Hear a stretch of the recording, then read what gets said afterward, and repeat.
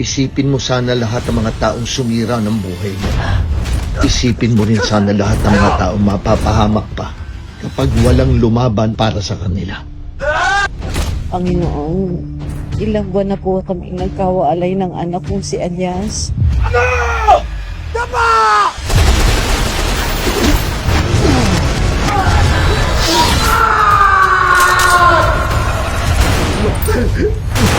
Ang simpleng pamilya ni Elias Guerrero magiging biktima ng sindikatong halang ang kaluluwa. Nakatutok ang media sa kasong to. Bayaran nyo ang dapat bayaran. Kung kulang pa, sabihin nyo lang. Kung hindi makuha sa pera, patatahimik mo. Gusto na to. Elias Guerrero, gusto mo bang gumante? Ngayong Nobyembre, buong pusong inihahandog ng GMA Public Affairs ang kwentong magpapatunay na walang hindi gagawin ng isang ama para sa kanyang pamilya.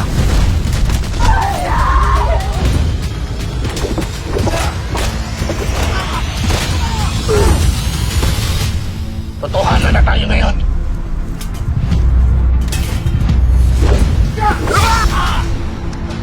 Ano? Suko ka na? Nagkamali ba ako ng pagpili sa'yo? Kami ang pinakamalaking sindikato ng droga sa Pilipinas. Sandali!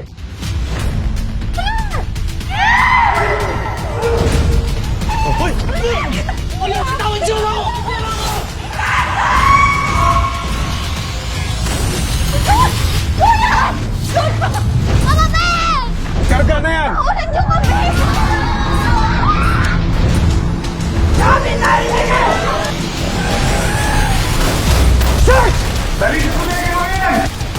At ang mga nag-ahari-harian sa lipunan sisingili ng batas ng lansangan. Hindi ba kinakabahan? Malalaking tao tong babanggain mo. Hindi sila basta-basta. Anong tatakot sa kanila, brother? Buhay ang inutang nila. Kaya buhay din ang sisingilin ko. Hindi ako titigil hanggat hindi sila bumabagsak.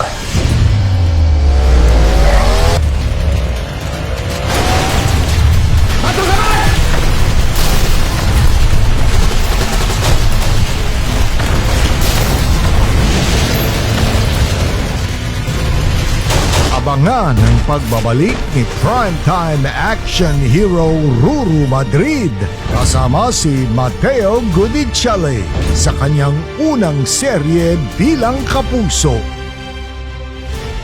La Primera Kontrabida Katrina Halili, John Lucas at ang pagbabalik kapuso ni Yasi Pressman. Kasama rin ang mga naglalakihang pangalan sa industriya.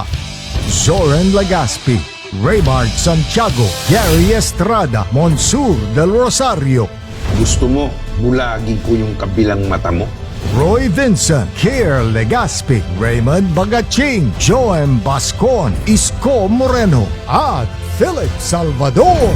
Ang mga bigatin sa drama, Gladys Reyes, Almira Mula, Gusto ko siyang makausap. Maureen Larazabal, Carla Abellana, Ara San Agustin at Rio Locsin.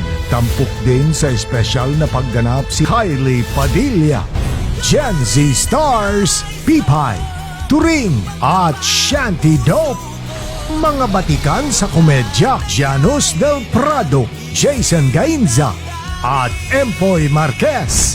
Ngayong Nobyembre 6, magbabago na ang kulay ng prime time. Black Rider. Ngayong Lunes na sa GMA Telebabad.